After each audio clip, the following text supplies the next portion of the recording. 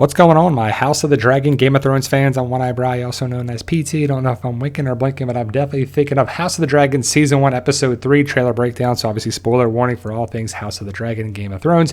So I'm excited for this episode because it looks like it's going to be a battle with the crab feeder. We see Daemon. We see Corlys. It looks pretty cool. We have some stills of the trailer. It's basically the trailer without motion, without video. It's just the stills from the trailer. But we're going to see Rhaenyra leave Viserys in, I guess, the hall here. And it's going to be something that is clearly going to be a problem here with Viserys and Rhaenyra because Viserys is the king. But does anybody respect him? Right? Rhaenyra? No. Daemon? No. I mean, who really respects this guy as a king? It's tough to be king, especially in Game of Thrones. Oh, I just can't wait to be king, right? Lion King, anyone. But we see Alicent and Otto talking, and Otto says that Aegon will be king. They don't know how they're going to get there, but it is for certain that Aegon is going to be the king because he is the firstborn son. So Alicent and Viserys have a child, a boy, Aegon. So it's going to be one of those things where you're like, man, how old is Alicent, right? 12, 13, 14 years old, which is crazy back then. I guess they were younger and having kids, but it just seems like Viserys is an old man. You see a gathering of such here for the king and the baby, and that's all we can tell from here. And Alicent is right there with, I'm guessing, Aegon playing with the little dragon toy. And so Viserys got his boy. His son. Is that a game changer? I guess, right? Because that is the true heir to the throne now. Sorry, Rhaenyra. They had a boy. You're out. But did we really think that Rhaenyra was actually going to be queen of King's Landing in Westeros? I don't think so, right? And as they're in the cart or wherever they're going here, you see that Viserys says to Rhaenyra, pretty soon, you'll have a kid. You'll have a child. And she's like, shut up. I don't want to talk to you. No, she says that she doesn't want to get married. She doesn't want to have kids. She wants to do her own thing. She wants to be like a knight. So in that case, she reminds me a lot of Arya and also Daenerys. So she's kind of a mix of those characters, in my opinion. And Viserys is like, we are not above tradition or duty. It's your job, your tradition to have kids to prolong the name, to just continue the Targaryen name. I guess her husband would be a different name, but it just to have children of this bloodline, it just makes sense. Rhaenyra ain't having that, that's for sure. Alicent is like, well, it doesn't have to be this way. And I kind of feel bad for Alicent because she's like, look, my dad made this happen. I'm your friend. I'm sorry. I'm just doing my job. I'm going along with it. And Rhaenyra, she don't care. She's out. She's going to get on a horse and ride out, which I understand Rhaenyra's part, especially if she's like a teenager. She's like, nah, man, I don't care what you say. But you see, the King's Guard and the people that are watching over things is there, and we're going to have a battle, which should be awesome. So the story could be like a little weak, and then we have a battle. And that's kind of Game of Thrones in a nutshell, in my opinion. The story, a little bit of action, nudity, violence, and then awesome fight scenes and battle scenes. Should be awesome. I'm excited for this episode. And it's probably a stunt woman, but Rhaenyra can ride horses, ride dragons. I don't know if she can use a sword and bow and arrow and stuff, but she's kind of a badass chick, which is kind of cool. She rides out, leaves. She's on her own, basically. She has no one there that she can confide in and trust. And as she's at her own camp, or I don't know, she's on the ground and someone is coming after her and she kind of scurries away and we don't see who it is, but I'm guessing she could get captured or taken, and then Viserys probably helps her and saves her. But then we see the crab feeder, right? And I don't know how to say this guy's name. I'm not even going to try to, but crab feeder is much easier. But he is the one getting stuff done and is going to be the big bad guy against Corlys and Daemon. And he is doing his whole putting nails in hands and putting them up in pieces of wood and feeding them to the crabs is why he's the crab feeder.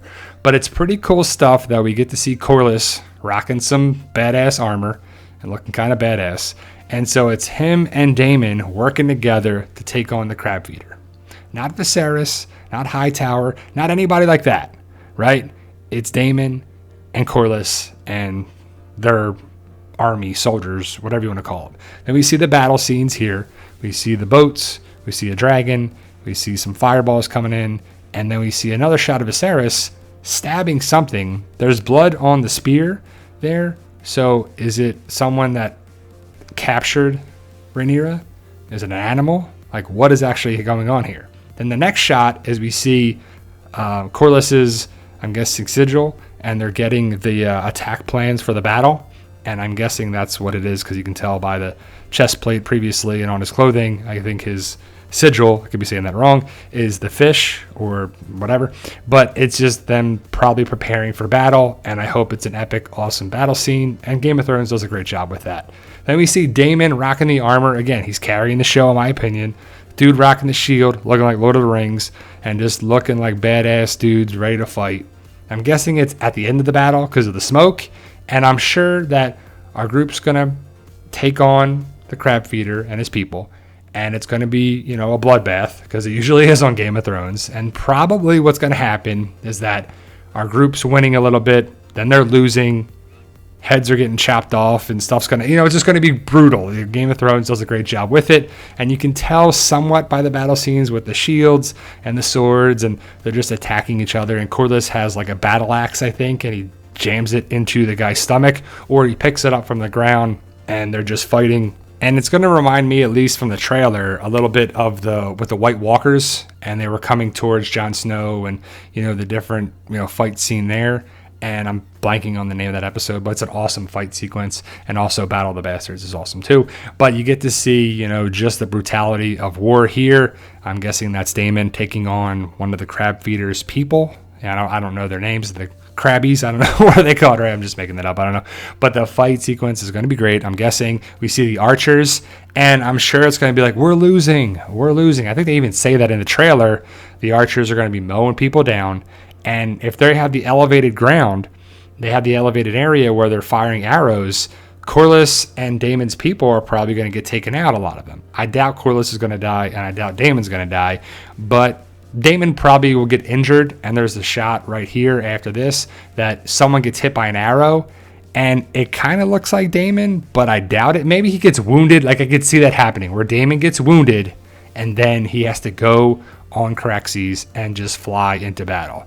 And in the trailer, they're like, dragon. So we got a battle, air, land, and sea here. The Navy, the Army, the Marines, you know, just all the stuff's going on here. And it's going to remind me, at least from the trailer too, is when Daenerys flies in with the Dothraki, and Jaime Lannister's like, we can hold him, we can do it. And you're like, nah, man, you can't do anything. But he's saved, and it's just awesome. And that's the great part of Game of Thrones. And so far, House of the Dragon, there's a bunch of arrows that hit the side of a boat or something. And then we see, I'm guessing, Caraxes.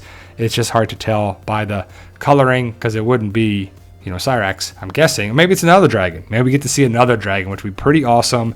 But the fireball's coming in, and this looks like a red dragon to me, so I'm going with Caraxes setting the fire and ablaze Dracarys. Pretty cool stuff. It just looks awesome, and that's really the trailer, where it ends right here with the fireballs going around and the circular flame. And crab feeders probably going to get away, because they'd be pretty weak if you introduce them basically last episode, and then we have a battle, and then he's gone.